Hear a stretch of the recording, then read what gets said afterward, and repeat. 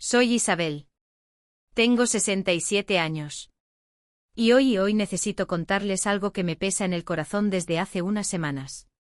Algo que empezó con una discusión familiar, una de esas tormentas que a veces estallan sin previo aviso, y terminó, bueno, aún no ha terminado. Terminó en silencio. En ausencia. Y en un descubrimiento que me dejó helada. Una historia sobre secretos, sobre las máscaras que a veces llevamos incluso con nuestros seres queridos, y sobre cómo una simple llave puede abrir una puerta a una verdad insospechada y dolorosa. Si alguna vez han sentido que la persona que creían conocer escondía un abismo interior, quizás entiendan por qué necesito compartir esto. Les pido, si mi voz, si mi angustia les acompaña hoy, que se suscriban a este canal. Y por favor, díganme en los comentarios desde qué rincón del mundo me escuchan. Saber que hay oídos atentos, que no estoy sola en esta incertidumbre, me da un poco de luz. Gracias. Todo ocurrió un domingo. Un domingo gris y ventoso de finales de octubre aquí en Madrid. El tipo de día que invita a quedarse en casa, con un buen libro y una taza de té caliente.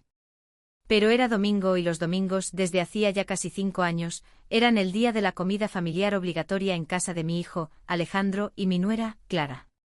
Digo obligatoria porque aunque yo adoraba ver a Alejandro y a mis nietos Lucas de 8 años y Sofía de 6, la presencia de Clara convertía esas comidas en un campo minado emocional, una representación teatral donde todos fingíamos una armonía que, yo lo sabía, no existía. Vivo sola en mi piso de toda la vida, en el barrio de Salamanca, desde que mi marido, Javier, falleció hace ya 12 años. Alejandro, mi único hijo, tiene 42. Es un buen hombre, arquitecto, trabajador, pero siempre ha tenido un carácter, digamos, conciliador. Demasiado. Incapaz de enfrentarse, de poner límites. Y eso, desde que se casó con Clara hace 10 años, se ha convertido en un problema. Clara. 39 años. Abogada de éxito en un bufete internacional. Inteligente, sí. Ambiciosa, sin duda. Elegante, siempre impecable. Pero también fría. Controladora. Y con una susceptibilidad a flor de piel, especialmente conmigo. Nunca entendí muy bien por qué, pero desde el principio de su relación con Alejandro, sentí su hostilidad velada. Quizás me veía como una rival por el afecto de mi hijo. Quizás mi estilo de vida tranquilo y tradicional chocaba con su mundo moderno y competitivo. O quizás simplemente no le gustaba. Punto. El caso es que nuestra relación siempre fue tensa, educada en la superficie, pero cargada de pullas indirectas, de silencios incómodos, de una competencia silenciosa por no sé muy bien qué. Por el centro del escenario familiar, supongo. Alejandro, atrapado en medio, intentaba mediar con torpeza, quitarle hierro a los comentarios de Clara. Mamá, no seas así. Clara no lo decía con mala intención, o simplemente desaparecer emocionalmente, refugiándose en conversaciones triviales con los niños o en su teléfono móvil. Ese domingo, la tensión era palpable desde el momento en que entré en su moderno y minimalista piso de la zona de Arturo Soria. Olía a ambientador caro y a estrés.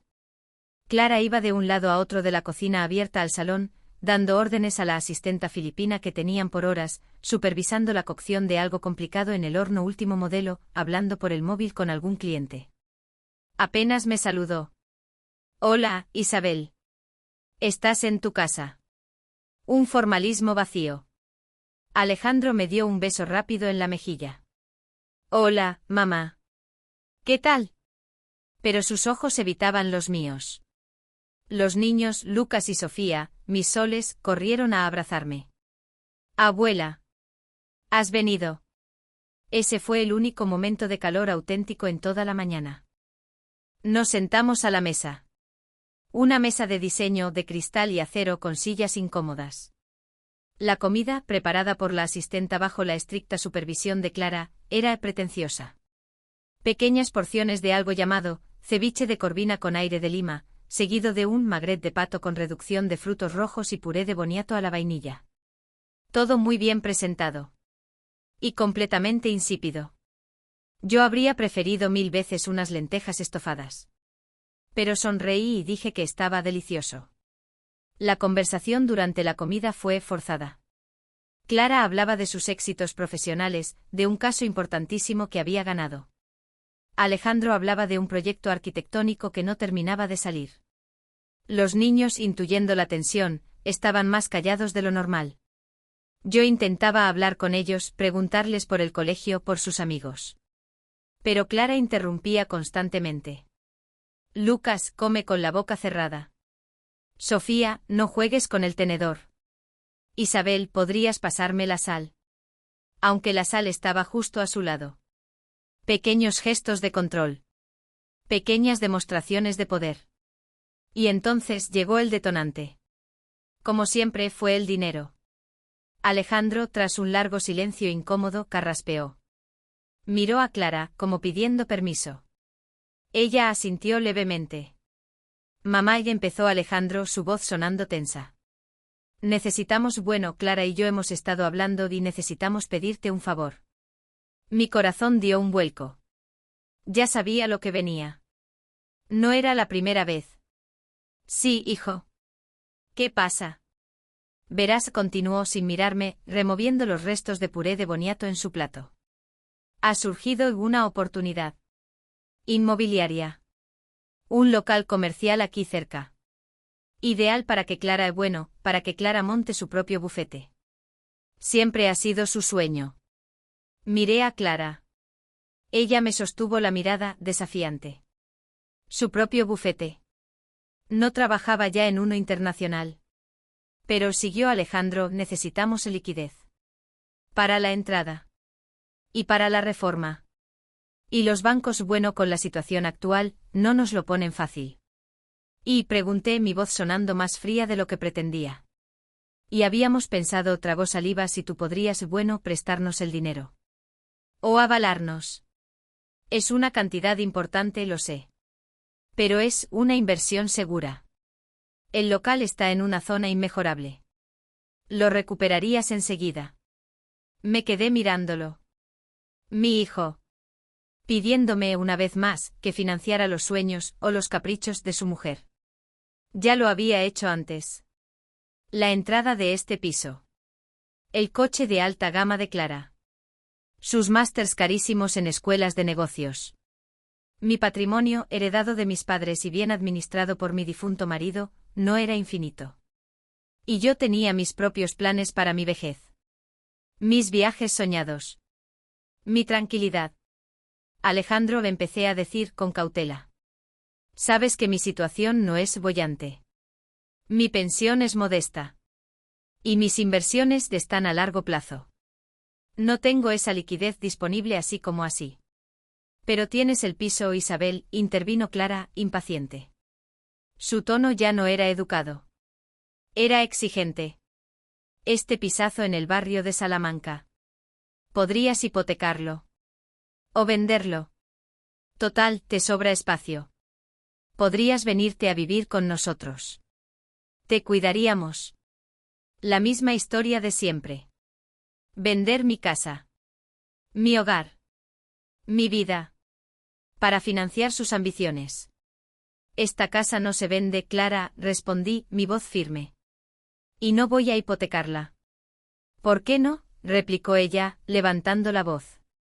Los niños se encogieron en sus sillas. Es absurdo tener tanto capital inmovilizado. El dinero está para moverlo. Para crear más dinero. No para acumular polvo en un piso viejo. Este piso viejo, como tú lo llamas, es mi hogar, dije, sintiendo como la rabia empezaba a hervir. Y mi dinero es mío. Fruto del trabajo de mi marido y del mío. Y lo administraré como yo considere oportuno. Eres una egoísta, gritó ella, poniéndose de pie. Su cara estaba roja. ¿No te importa el futuro de tu hijo? ¿De tus nietos? ¿Prefieres aferrarte a tus cuatro paredes antes que ayudarnos a prosperar? Clara, por favor, suplicó Alejandro, tirando de su brazo. Siéntate. No montes una escena. Suéltame, se zafó ella. Me señaló con el dedo. Estoy harta de tu madre, Alejandro. Harta de su aire de superioridad. De sus críticas veladas. De que se crea la dueña del universo solo porque tiene un piso heredado. No la soporto más.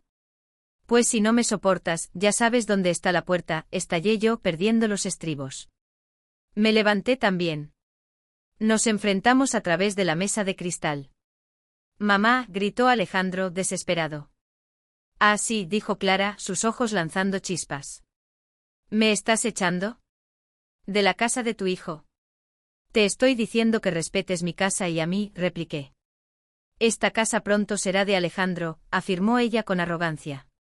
¿O es que piensas vivir eternamente? La crueldad de sus palabras me dejó sin aliento. Basta ya, gritó Alejandro golpeando la mesa con el puño. Los vasos tintinearon. Sofía empezó a llorar. Callaos las dos. Estoy harto de esta guerra. ¿Harto? Se levantó. Cogió su chaqueta del respaldo de la silla. Me largo. Necesito aire. ¿A dónde vas?, preguntó Clara, desafiante. No lo sé, gritó él. Lejos de aquí. Lejos de vosotras dos. Y salió. Dio un portazo que hizo temblar el edificio. Nos quedamos solas. Clara y yo. En el comedor silencioso. Con los niños llorando. El magret de pato enfriándose en los platos. Y el eco amargo de la pelea flotando en el aire. Clara me lanzó una mirada cargada de odio. Cogió su bolso. Me voy a mi cuarto, masculló. Y desapareció por el pasillo. Yo me quedé allí. De pie. Temblando. Mirando la puerta cerrada por donde había salido mi hijo. Sintiendo una desolación infinita. La familia. Rota. Quizás para siempre. Y yo en medio. Sola. Me acerqué a los niños. Los abracé. Ya pasó, mis vidas. Ya pasó, les susurré, aunque no estaba segura de si era verdad. Venga, vamos a vuestro cuarto. Os leo un cuento. Los llevé a su habitación. Les leí un cuento. Hasta que sus sollozos se calmaron y se quedaron dormidos, agotados por la tensión. Volví al comedor. La mesa seguía puesta. Los restos de la cena. El silencio. Empecé a recoger. Mecánicamente. Llevé los platos a la cocina. Fregué. Ordené. Necesitaba hacer algo normal. Algo útil. Mientras limpiaba, pensaba. ¿Qué había pasado? ¿Cómo habíamos llegado a esto? ¿Era solo el dinero? ¿O había algo más profundo? La ambición de Clara. La debilidad de Alejandro. Mi propia incapacidad para poner límites antes. Y entonces recordé la mirada de Clara durante la discusión. Ese brillo extraño en sus ojos. Esa desesperación disfrazada de arrogancia. ¿Y si su necesidad de dinero no era solo por ambición? ¿Y si había algo más? ¿Problemas reales? ¿Deudas ocultas? La idea me inquietó. Pero la deseché. Eran solo especulaciones. Fruto de mi propia angustia. Terminé de recoger. Apagué las luces. La casa quedó en penumbra. Solo la luz de emergencia del pasillo arrojaba un brillo débil. ¿Y Clara? Seguía en su cuarto. ¿Se habría ido ella también? Fui hacia su dormitorio. La puerta estaba cerrada. Silencio. Pegué la oreja. Nada. Llamé suavemente. Clara, ¿estás ahí? No hubo respuesta. Giré el pomo. Estaba abierto. Empujé la puerta. La habitación estaba vacía. Y oscura. Solo la luz de la calle entraba por la ventana. La cama deshecha. Ropa tirada por el suelo. Pero no había rastro de ella. Fui al baño contiguo. Vacío. Al vestidor. Vacío. Se había ido. Había cogido sus cosas y se había ido. Sin decir nada. Sin dejar una nota. Simplemente había desaparecido. La constatación de que Clara se había ido no trajo alivio, como quizás una parte herida de mí podría haber esperado. Trajo, en cambio, una oleada de frío pánico que me recorrió de pies a cabeza. Una cosa era desear distancia, poner límites, incluso llegar al extremo de pedirles que se fueran. Otra, muy distinta, era esto, una desaparición abrupta, silenciosa, sin explicaciones, tras una pelea cargada de palabras hirientes y emociones desbordadas. Me quedé de pie en el umbral de su dormitorio ahora vacío y desordenado, un desorden que contrastaba irónicamente con la pulcritud obsesiva que ella siempre exigía al resto de la casa, sintiendo como el corazón me golpeaba con fuerza contra las costillas. ¿A dónde habría ido? ¿A casa de sus padres? No, sus padres vivían en Valencia y su relación con ellos era distante, formal. ¿A casa de alguna amiga? Quizás. Clara tenía un círculo de amigas, mujeres como ella, profesionales exitosas, divorciadas o solteras, con las que compartía cenas caras, fines de semana en spas y, sospechaba yo, críticas feroces hacia sus respectivas familias políticas. Pero, irse así, en mitad de la noche, después de una discusión tan violenta, no parecía propio ni siquiera de su carácter a veces impulsivo y dramático. Volví sobre mis pasos, recorriendo el pasillo silencioso. La casa, mi casa, de repente me pareció enorme, cavernosa, llena de ecos y sombras inquietantes. El silencio ya no era paz, era ausencia. Una ausencia tangible, pesada. Fui al salón. La luz de emergencia arrojaba un brillo fantasmal sobre los muebles cubiertos. Miré el teléfono fijo. Silencio. Miré mi móvil. Ninguna llamada perdida. Ningún mensaje. Ni de Alejandro. Ni de ella. ¿Y Alejandro? ¿Dónde estaría? ¿Habría ido a buscarla? ¿O seguiría vagando por las calles de Madrid, intentando enfriar su rabia y su confusión? Me asomé a la ventana del salón, la que daba a la calle Goya. Nada. Solo el reflejo de mi propio rostro pálido y preocupado en el cristal oscuro, superpuesto a las luces lejanas de los coches que pasaban bajo la lluvia fina. Me sentí responsable. Responsable de la pelea. Responsable de haberla llevado al límite con mi firmeza, con mi negativa a ceder. Responsable quizás de su huida. Y responsable sobre todo de mis nietos, que dormían ajenos a todo en sus habitaciones, y que mañana por la mañana despertarían para encontrar a su madre desaparecida. ¿Cómo se lo explicaría? ¿Qué les diría?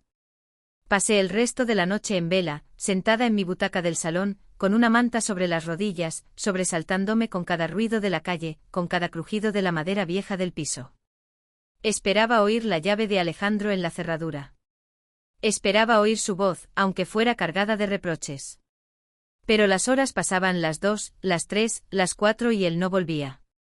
La angustia crecía. ¿Y si a él también le había pasado algo? ¿Y si, en su estado de alteración, había tenido un accidente? La idea era tan aterradora que tuve que levantarme, caminar por el salón, obligarme a respirar hondo para no caer presa del pánico. Finalmente, con las primeras luces grises del alba filtrándose por las rendijas de las persianas, oí el sonido. La llave en la cerradura. La puerta principal abriéndose con sigilo. Fui al recibidor. Era Alejandro. Entró despacio, cerrando la puerta detrás de sí con un cuidado infinito. Estaba destrozado. La ropa arrugada, la barba incipiente, los ojos rojos e hinchados, no solo de cansancio, sino de haber llorado. Olía a tabaco rancio y a calle fría. Nos quedamos mirándonos en la penumbra del recibidor. Sin decir nada. Mamá, susurró él, sorprendido al verme allí, despierta. ¿No has dormido? Negué con la cabeza. ¿Y tú? ¿Dónde has estado? Él suspiró. Se pasó la mano por el pelo. Andando. Dando vueltas. Necesitaba pensar. Se quitó la chaqueta. La dejó caer sobre una silla. Ella. Clara ha vuelto. Su voz era un hilo de esperanza temerosa. No, Alejandro, respondí en voz baja. Se ha ido. Él cerró los ojos. Se apoyó en la pared. ¿Se ha ido? ¿Cuándo? Anoche. Después de que tú salieras. Hizo una bolsa. Y se fue. Sin decir nada. Él no pareció sorprendido. Solo resignado. ¿Y sabes a dónde? No. No tengo ni idea. Se quedó callado un momento. ¿Ha llamado? ¿Ha dejado alguna nota? Nada. Silencio absoluto. Él asintió lentamente. Se frotó la cara con las manos. Dios mío, murmuró. ¡Qué desastre! ¡Qué puto desastre! ¿Qué pasó, Alejandro?, le pregunté con suavidad. ¿Qué os dijisteis después de que yo me fuera? Él me miró. Y vi en sus ojos una vergüenza profunda. Nada. No nos dijimos nada. Ella se encerró en el cuarto. Y yo me fui. Estaba furioso. Con ella. Contigo. Conmigo mismo. Necesitaba salir de aquí. ¿Y no has hablado con ella desde entonces? ¿No la has llamado? Sí, admitió. La he llamado. Varias veces. Durante la noche. Desde la calle. Pero tiene el teléfono apagado. O fuera de cobertura. Apagado. Eso era más inquietante. Clara vivía pegada a su móvil. Era su herramienta de trabajo, su conexión con el mundo. Apagarlo era drástico. ¿Has llamado a sus padres? ¿A su hermana?, pregunté. No, dijo él. No me atrevo. ¿Qué les digo? ¿Que hemos discutido y Clara ha desaparecido? Pensarán que es culpa tuya, terminé yo la frase. Él asintió, miserable. Sí. Tenemos que avisarles, Alejandro, insistí. Puede que esté con ellos. O que les haya dicho a dónde iba. No creo, dijo él. Su relación con su familia es complicada. No es de las que corre a refugiarse en casa de mamá. Aún así. Hay que intentarlo. Mientras hablábamos en susurros en el recibidor, oímos un ruido. La puerta del cuarto de los niños se abrió. Apareció Lucas el mayor, frotándose los ojos, en pijama. Papá. ¿Abuela? ¿Qué pasa? ¿Por qué estáis despiertos?, preguntó bostezando. Nos miramos. Alejandro y yo. La cruda realidad nos golpeó. Los niños. Nada, mi vida, dije yo forzando una sonrisa. Papá acaba de llegar. Y yo madrugué un poco. Vuelve a la cama, que aún es muy temprano. ¿Y mamá?, preguntó Lucas mirando hacia el pasillo. ¿Dónde está mamá? Alejandro se tensó. Me miró, pidiendo ayuda. Mamá, ya empecé a decir, buscando una mentira piadosa. Ha tenido que salir. Muy temprano. Tenía un viaje de trabajo inesperado. Un viaje, repitió Lucas extrañado. Pero no me dijo nada. ¿Y no se despidió? Fue todo muy rápido, cariño, intervino Alejandro, su voz sonando poco convincente. Surgió anoche. Tuvo que irse corriendo al aeropuerto. Lucas nos miró. Con esa inteligencia aguda de los niños, que detecta las fisuras en las historias de los adultos. Supo que mentíamos. Pero no dijo nada más. Ah. Vale, murmuró. Y volvió a su cuarto cerrando la puerta. Nos quedamos solos de nuevo. La mentira flotando entre nosotros. Pesada. Incómoda. Tenemos que encontrarla, mamá, dijo Alejandro, su voz cargada de una nueva urgencia. Esto no es normal. Clara es impulsiva. Dramática a veces. Pero no es de desaparecer así. Sin más. Sin el móvil. Lo sé, respondí. ¿Has mirado si se llevó ropa? ¿El pasaporte? No. No he entrado en el cuarto desde que volví. Vamos a mirar. Fuimos juntos a su dormitorio. La habitación que habían compartido durante 3 años. Estaba desordenada, sí. Ropa tirada sobre la silla. La cama deshecha. Pero no parecía la habitación de alguien que ha hecho las maletas a toda prisa. El armario estaba entreabierto. Dentro, gran parte de la ropa de Clara seguía allí. Sus trajes de chaqueta. Sus vestidos. Sus zapatos caros, ordenados en filas. Faltaban algunas cosas, sí. Ropa informal. Un neceser del baño. Pero no parecía una huida definitiva. Parecía una escapada. Una huida temporal. ¿Ves?, dijo Alejandro con un hilo de alivio. No se ha ido para siempre. Solo se ha tomado un respiro. Estará en casa de alguna amiga. O en un hotel. Necesita calmarse. ¿Y el pasaporte?, pregunté abriendo los cajones de la mesilla de noche de ella. Joyas. Maquillaje. Un libro a medias. Y sí. Allí estaba. Su pasaporte. Y su cartera. Con las tarjetas de crédito. Nos miramos. Esta vez el miedo era compartido. Y mucho más intenso. Se había ido sin teléfono. Sin pasaporte. Sin tarjetas de crédito. Solo con algo de ropa informal y, supuso, algo de efectivo. ¿A dónde? ¿Y por qué? Esto no me gusta, mamá, susurró Alejandro, su rostro pálido de nuevo. Nada. No me gusta nada.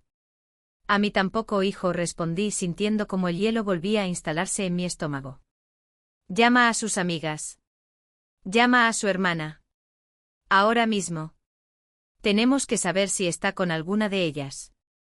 Mientras Alejandro, ahora sí, presa del pánico, empezaba a buscar números en su agenda y a hacer llamadas con voz temblorosa. Hola, Marta. Soy Alejandro. Oye, perdona la hora de estar clara contigo, yo volví a recorrer la habitación. Buscando no sabía qué. Una nota. ¿Alguna pista? Miré debajo de la cama. Nada. Detrás de las cortinas. Nada. Abrí el armario de nuevo. Ropa cara. Bolsos de marca. Y en el fondo, en el suelo, detrás de una pila de cajas de zapatos vacías, vi algo. Algo que no debería estar allí. Una pequeña puerta. Una puerta baja, de madera oscura, casi oculta por la sombra. Parecía la entrada a un almacén. O a un sótano. Pero este piso no tenía sótano. O eso creía yo. Era un piso principal en un edificio antiguo, sí. Pero los sótanos solían ser zonas comunes, trasteros. ¿Una puerta secreta en el dormitorio principal? Me agaché. La puerta no tenía pomo. Tenía una pequeña cerradura antigua. Y estaba cerrada. Con llave. Sentí un escalofrío recorrer mi espalda. ¿Qué era aquello? ¿Un armario empotrado olvidado? ¿Un acceso a algún conducto de ventilación? ¿O algo más? Recordé las palabras de Sofía. Su obsesión por el espacio. Su queja constante de que el piso, a pesar de ser grande, no tenía suficiente almacenaje. ¿Habría descubierto ella esa puerta? ¿La usaría para guardar qué? ¿Cosas que no quería que viéramos? Mamá, dijo la voz de Alejandro a mi espalda. Había terminado sus llamadas. Nada. No está con Marta. Ni con Lucía. Ni con Bea. Ninguna sabe nada. Dicen que ayer estaba rara. Que la notaron tensa. Pero nada más. Se acercó. ¿Qué haces ahí? Mira esto, Alejandro, dije señalando la puertecita. ¿Tú sabías que esto existía? Él se agachó a mi lado. Frunció el ceño. No. Ni idea. ¿Qué es? ¿Un armario? No lo sé. Está cerrado con llave. Qué raro. Se encogió de hombros. Bueno, da igual. Será algún trastero viejo. Lo importante ahora es encontrar a Clara. Pero yo no podía apartar la vista de esa puerta. Una puerta oculta. Cerrada con llave. En la habitación de mi nuera desaparecida. Mi instinto me gritaba que allí había algo. Algo importante. Algo que quizás te explicaría muchas cosas. Alejandro se incorporó, sacudiendo la cabeza como si intentara deshacerse de una idea molesta. Bueno, da igual. Será algún trastero viejo con cosas de los anteriores inquilinos, repitió, claramente ansioso por desviar la atención de aquel descubrimiento anómalo y volver a lo que él consideraba el problema real y urgente, la desaparición de Clara. Lo importante ahora es encontrarla. Hay que hacer algo. No podemos quedarnos aquí parados. Su voz, antes teñida de resignación, ahora vibraba con una nueva energía, la energía del pánico que se transforma en acción desesperada. Se levantó del suelo y empezó a pasear nerviosamente por la habitación desordenada. ¿Hospitales?, se preguntó en voz alta, pensando con dificultad. No creo. No estaba de enferma. Ni deprimida. Solo furiosa. Se detuvo. ¿La policía? ¿Deberíamos llamar a la policía? ¿Denunciar su desaparición? Espera, Alejandro, intenté calmarlo, aunque mi propia mente seguía parcialmente fijada en la puertecita oculta. Quizás es demasiado pronto para la policía. Solo han pasado unas 12 horas. Dirán que esperemos 24 o 48. Que es una ausencia voluntaria. Voluntaria, replicó él, girándose hacia mí con los ojos inyectados en sangre por el cansancio y la angustia. ¿Te parece voluntario irse a las 3 de la mañana, después de una bronca monumental, sin teléfono, sin dinero, sin pasaporte? No, mamá. Algo no encaja. Clara es orgullosa, sí. Dramática también. Pero no es estúpida. Ni suicida. La palabra suicida flotó en el aire, cargada de un terror helado. Nos miramos. Ambos habíamos pensado en esa posibilidad terrible, aunque ninguno se había atrevido a pronunciarla hasta ahora. No creo, empecé a decir, más para convencerme a mí misma que a él. Clara ama la vida. Demasiado. A su manera. No. Pero estaba desesperada, insistió Alejandro. Se sentía atrapada. Odiaba vivir aquí. Odiaba depender de ti. Y yo no la apoyé. La dejé sola. Su voz se quebró de nuevo. La culpa lo estaba devorando. Me levanté. Me acerqué a él. Puse mis manos sobre sus hombros. Alejandro, escúchame. Culparte ahora no sirve de nada. Tenemos que mantener la calma. Pensar con claridad. Lo primero es agotar todas las posibilidades. Amigas. Familiares lejanos. Algún lugar, algún refugio secreto que pudiera tener. Él negó con la cabeza. No tiene. Clara no tiene secretos. O eso creía yo. Su vida es un libro abierto. O lo era. Miró a su alrededor, a la habitación desordenada, a la ropa cara tirada por el suelo. O quizás no. Quizás yo no conocía a mi propia mujer. Esa última frase resonó en mí. ¿Conocíamos realmente a Clara? Esa mujer ambiciosa, controladora, siempre preocupada por las apariencias, ¿y era solo eso? ¿O había algo más detrás de esa fachada? Algo que la había llevado a desaparecer de esa manera tan extraña. Y mis ojos volvieron inevitablemente a la puertecita oculta en el fondo del armario. De acuerdo, Alejandro, dije, intentando sonar práctica, organizativa, para contrarrestar su pánico. Vamos a hacer una lista. Todas sus amigas.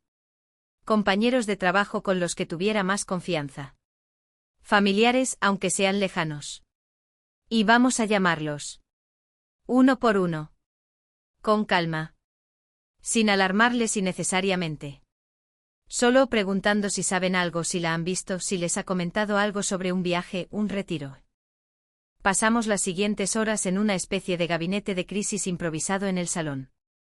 Alejandro, sentado en el sofá blanco, ahora manchado con algunas gotas de café de la noche anterior, buscaba números en su agenda electrónica, llamaba, hablaba en voz baja, con la voz tensa.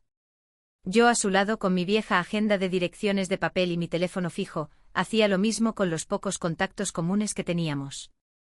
Las respuestas eran siempre las mismas. No. No la habían visto. No sabían nada. Sí, sabían que las cosas no iban bien últimamente. Que Clara estaba estresada, agobiada. Pero, ¿desaparecer? No. Les parecía de extraño. Impropio de ella. Con cada llamada infructuosa, la angustia de Alejandro crecía. Empezó a dar vueltas por el salón como un animal enjaulado. No está en ninguna parte, mamá. Se ha esfumado. Tengo que llamar a la policía. Espera, hijo. Espera un poco más, le pedí.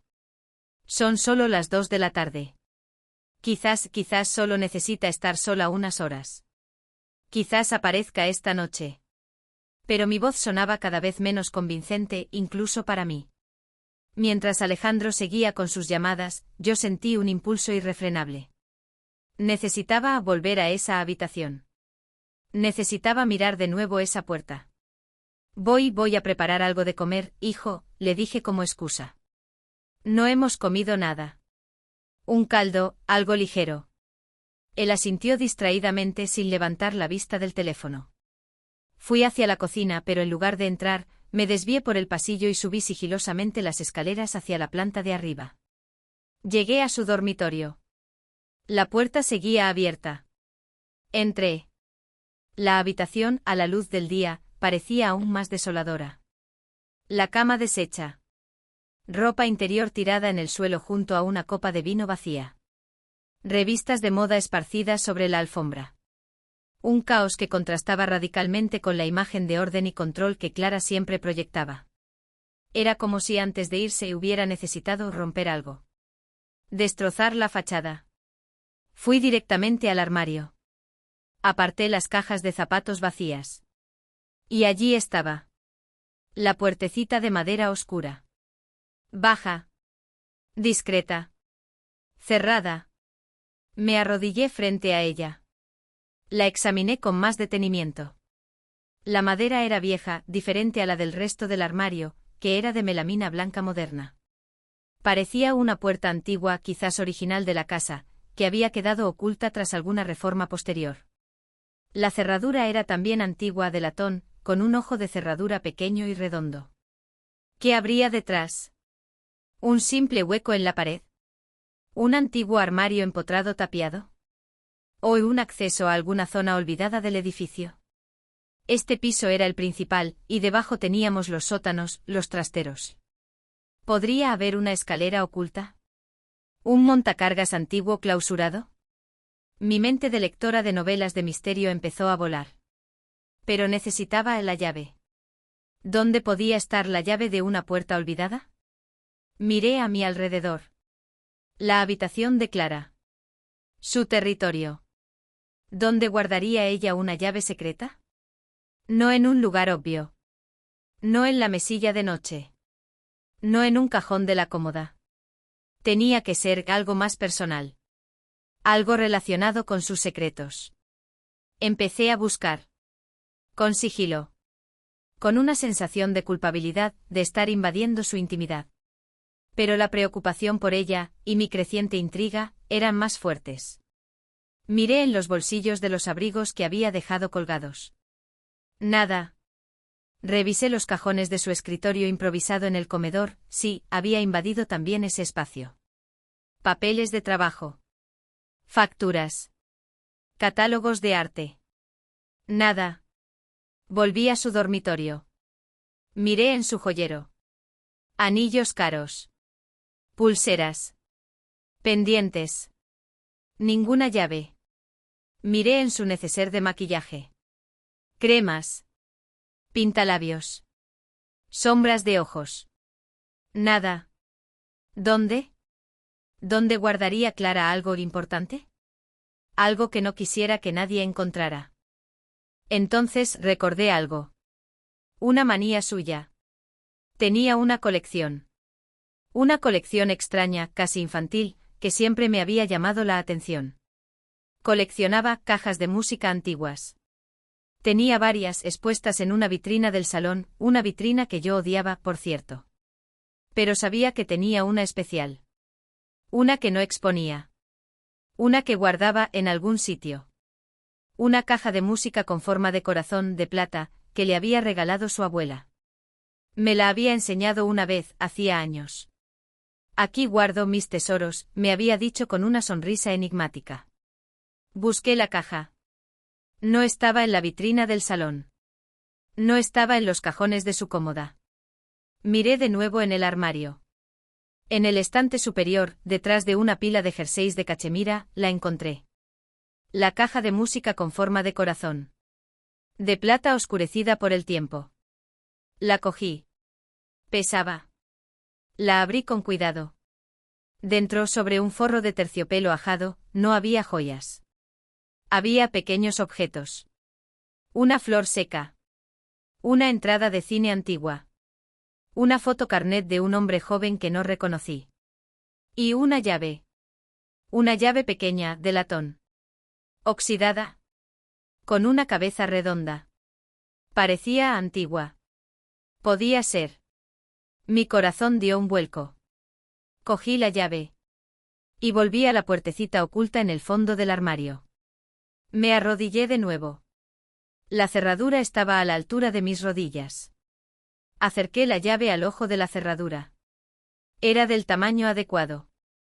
La introduje. Con un poco de dificultad por el óxido. Giré. Y oí un clic. Un clic metálico seco. Se había abierto. Me quedé inmóvil un instante. Con la mano en la llave. Sintiendo el frío del metal. Y el miedo. Un miedo repentino, irracional.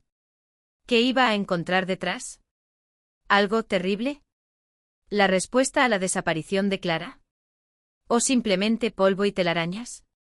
Respiré hondo. Tiré suavemente de la llave para usarla como pomo. La puertecita se abrió hacia adentro. Chirrió levemente sobre sus goznes oxidados. Dentro oscuridad. Y un olor. Un olor extraño. A humedad. A cerrado. A. Algo más. Algo dulzón y metálico. Como sangre seca. Me eché hacia atrás instintivamente. El corazón me martilleaba en el pecho. ¿Sangre? No. No podía ser. Era mi imaginación. Era el miedo. Me asomé de nuevo. Con cautela. Mis ojos empezaron a acostumbrarse a la penumbra. No era un armario. No era un hueco. Era una escalera. Unos pocos escalones de piedra empinados que descendían hacia abajo. Hacia la oscuridad. Hacia el sótano.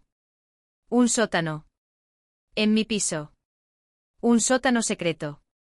Me quedé arrodillada frente a la abertura oscura, el aire viciado que subía de las profundidades desconocidas golpeándome en la cara.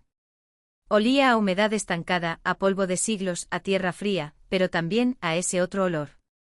Ese matiz dulzón y metálico casi imperceptible pero persistentemente inquietante, que mi mente asustada había asociado fugazmente con la sangre seca.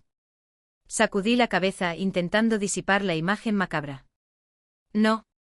Tenía que ser otra cosa. Pintura vieja. Algún producto químico olvidado. Ratones muertos, quizás. Cualquier cosa menos de eso. Pero el miedo irracional y primario ya se había instalado en mi pecho, dificultándome la respiración. La escalera de piedra descendía en espiral hacia una oscuridad casi total. Apenas se adivinaban los primeros peldaños, desgastados y cubiertos de una fina capa de polvo resbaladizo. ¿Bajar? ¿Sola? Tenía 67 años. Mis rodillas ya no eran las de antes. Una caída en esa escalera empinada y oscura podría ser fatal. Y sobre todo, ¿qué encontraría abajo? ¿A qué me exponía? La prudencia me gritaba que cerrara la puerta, que olvidara el asunto, que llamara a Alejandro y le contara mi descubrimiento, que dejara que él se encargara. Pero la curiosidad, esa vieja compañera de mi mente inquieta, me picaba. Y la preocupación por Clara, a pesar de todo, a pesar de su crueldad, seguía ahí. ¿Y si esa puerta, ese sótano secreto, tenía algo que ver con su desaparición? ¿Y si ella misma estaba allí abajo? Herida. Oculta. O algo peor. La idea era descabellada, propia de una novela barata. Pero en ese momento, con la adrenalina recorriendo mi cuerpo, ninguna posibilidad parecía del todo imposible. ¿Y la culpa? La culpa de nuestra última conversación, de mis palabras duras, de mi ultimátum, y si yo la había empujado a... No. No quería ni pensarlo. Tenía que bajar. Tenía que saber. Busqué mi móvil en el bolsillo de mi bata. Activé la linterna. El haz de luz blanca y fría penetró en la oscuridad, revelando unos 10 o 12 escalones de piedra tosca, sin barandilla, que giraban bruscamente hacia la izquierda. Se perdían en la negrura. Respiré hondo. Vamos, Isabel, me dije a mí misma. Coraje. Apoyando una mano en la pared fría y húmeda para mantener el equilibrio, y sosteniendo el móvil con la otra para iluminar el camino, empecé a descender. Despacio. Con extremo cuidado. Cada escalón era un pequeño triunfo sobre el miedo. El aire se volvía más frío a medida que bajaba. Y el olor del olor metálico se intensificaba. Ya no podía negarlo. Olía a óxido. A metal viejo. Y a algo más. Algo parecido a disolvente. O a productos de limpieza muy fuertes. Llegué al final de la escalera. Mis pies tocaron un suelo de cemento frío y desigual. Levanté la linterna del móvil. Estaba en un sótano. Un sótano amplio, mucho más grande de lo que había imaginado. Las paredes eran de ladrillo visto, húmedas en algunas zonas, cubiertas de telarañas que brillaban como hilos de plata bajo la luz del móvil. El techo era bajo, abovedado, con viejas tuberías de plomo y cables eléctricos recubiertos de tela cruzando en desorden. El espacio estaba ya abarrotado. Lleno de trastos viejos cubiertos con sábanas blancas polvorientas que parecían fantasmas esperando. Viejos baúles de viaje. Muebles desvencijados, una cuna de madera, un balancín roto, una máquina de coser Singer. Cajas de cartón apiladas, algunas con etiquetas ilegibles. Y en un rincón, unas estanterías metálicas oxidadas, llenas de botes de pintura secos, herramientas viejas, tarros de cristal vacíos. Era el desván olvidado de la casa. El lugar donde las generaciones anteriores habían ido acumulando los restos de sus vidas. Un lugar que yo, en 45 años viviendo en el piso de arriba, ni siquiera sabía que existía. Pero había algo discordante. Algo que no encajaba con la imagen de un simple trastero abandonado. En el centro del sótano, había un espacio despejado. El suelo de cemento parecía más limpio en esa zona. Y había objetos recientes. Una silla de oficina moderna, aunque cubierta de polvo. Una pequeña mesa plegable. Y sobre ella varias latas de pintura en spray, de colores brillantes rojo, azul, amarillo, algunas casi vacías. Pinceles. Botes con disolvente A, el olor. Y trapos manchados. Pintura en spray. En un sótano sin ventilación. ¿Para qué? Moví el haz de luz por las paredes de ladrillo. Y entonces lo vi. En la pared del fondo, la más alejada de la escalera, había algo. No era suciedad. No eran grafitis sin sentido. Eran dibujos. Figuras. Pintadas directamente sobre el ladrillo con esos colores brillantes. Me acerqué intrigada. La luz de la linterna reveló las imágenes con una claridad cruda. Eran de extrañas. Inquietantes. Figuras humanas estilizadas, casi infantiles en su trazo, pero con expresiones de angustia, de rabia. Colores violentos. Líneas rotas. Y palabras. Palabras sueltas escritas con spray negro, medio ocultas entre las figuras. Fracaso. Sola. Mentiras. Jaula. Farsa. Era arte. O una especie de terapia artística desesperada. Un grito silencioso pintado en las paredes de un sótano oculto.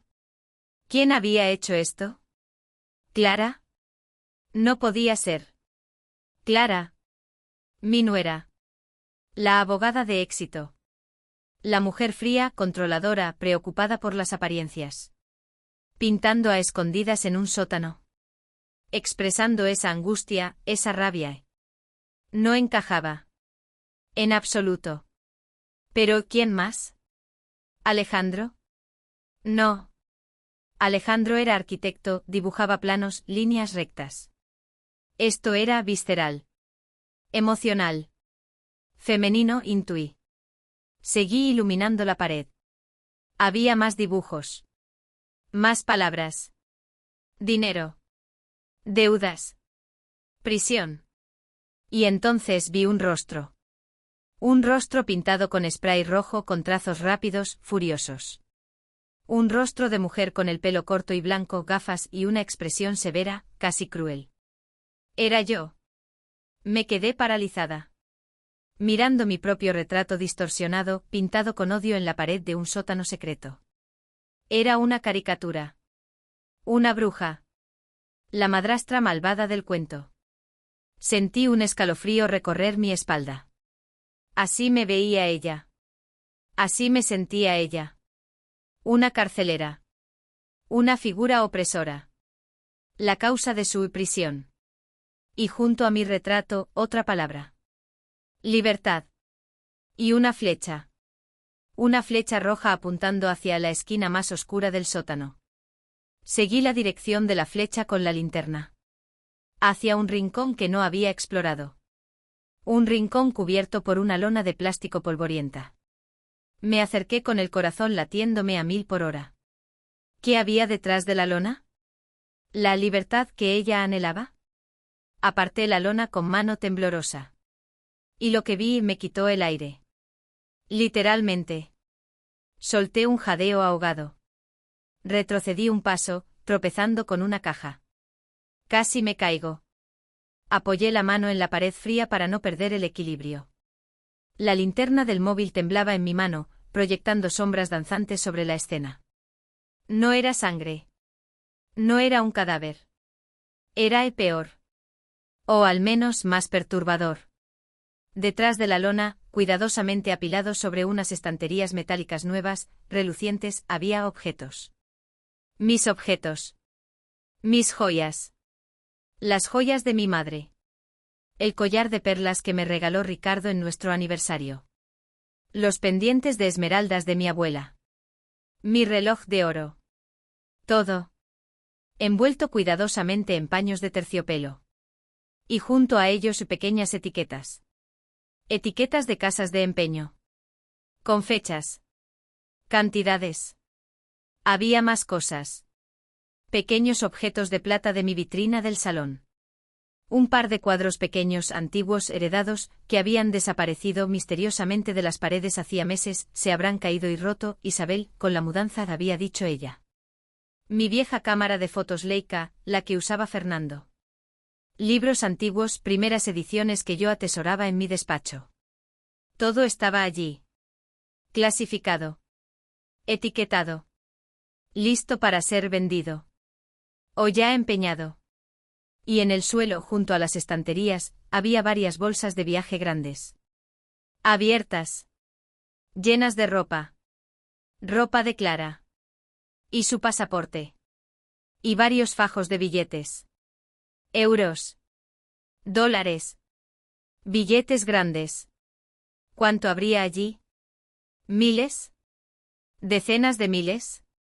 Comprendí. De golpe. Con una claridad brutal que me dejó sin aliento. Clara no había desaparecido por la pelea. No había huido por mi ultimátum. Llevaba meses planeando esto. Meses robándome. Silenciosamente. Metódicamente. Vendiendo o empeñando mis pertenencias más valiosas a mis espaldas. Acumulando dinero en efectivo. Preparando su huida.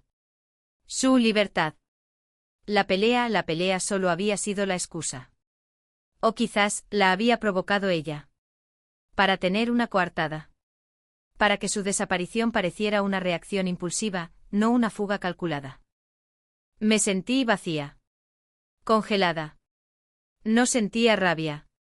No sentía dolor. Solo un vacío inmenso. La traición era total. Absoluta. No era solo una cuestión de dinero. Era una profanación. Había robado mis recuerdos. Mis tesoros sentimentales. La historia de mi familia. ¿Para financiar qué? Una nueva vida. ¿Lejos de Alejandro? ¿Lejos de sus deudas? Miré de nuevo los grafitis en la pared. La angustia. La rabia. La prisión. Quizás eran reales. Quizás su vida con Alejandro, su fracaso profesional, sus deudas, la habían empujado a una espiral de desesperación. Y había encontrado en mí la víctima perfecta. La vieja rica y despistada a la que podía saquear impunemente. Me apoyé en la pared húmeda del sótano. Sentí que me faltaba el aire. Necesitaba salir de allí. Necesitaba luz. Necesitaba pensar. Me di la vuelta. Empecé a caminar hacia la escalera. Mis piernas apenas me sostenían. Y entonces oí una voz. Lejana. Distorsionada por la distancia y el eco del sótano. ¿Mamá? ¿Mamá, estás ahí abajo? Era Alejandro. Estaba en la puerta del dormitorio, arriba. Había descubierto la puerta abierta. Me quedé paralizada al pie de la escalera. Mirando hacia la oscuridad del sótano. Hacia el secreto terrible que acababa de descubrir. ¿Qué le iba a decir? Hola de nuevo. Gracias.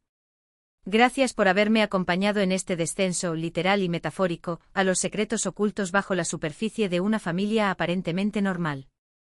Cuando descubrí aquel sótano secreto, y lo que mi nuera Clara escondía en él no solo mis objetos robados, sino también la evidencia de su desesperación pintada en las paredes, sentí que me faltaba el aire. Fue la constatación brutal de una traición profunda, calculada, que iba mucho más allá de una simple pelea familiar por dinero. Fue descubrir que la mujer de mi hijo llevaba una doble vida, una vida secreta marcada por la angustia, las deudas y finalmente el robo y la huida. La frase que ella me espetó en la cena, ella no aporta nada, adquirió entonces un significado aún más oscuro y retorcido. Mientras ella me acusaba de ser una carga inútil, era ella quien, en secreto, estaba drenando mis recursos, vendiendo mi pasado para financiar su escape. Enfrentarme a esa verdad, y sobre todo, tener que compartírsela a mi hijo Alejandro, ha sido uno de los tragos más amargos de mi vida. Ver su incredulidad, su dolor, su vergüenza. Pero era necesario. A veces la verdad, por muy dolorosa que sea, es el único camino para empezar a sanar. O al menos para empezar a entender. No sé dónde está Clara. No sé si algún día volverá. No sé si podremos perdonarla. Pero he recuperado mis recuerdos robados. Y sobre todo, he recuperado la verdad. Y la certeza de que mi hogar, aunque marcado por esta herida, sigue siendo mi refugio. Un lugar donde yo sí aporto. Aporto memoria. Aporto raíces. Aporto la fuerza silenciosa para seguir adelante. Gracias por escucharme hoy. Leeré como siempre cada uno de sus comentarios. Sus palabras, sus propias historias de secretos familiares y verdades descubiertas, me ayudan a sentir que, incluso en los sótanos más oscuros, siempre hay una luz de esperanza. Cuídense mucho. Y recuerden siempre mirar más allá de las apariencias. A veces las verdades más importantes se esconden en los lugares más inesperados. Hasta pronto.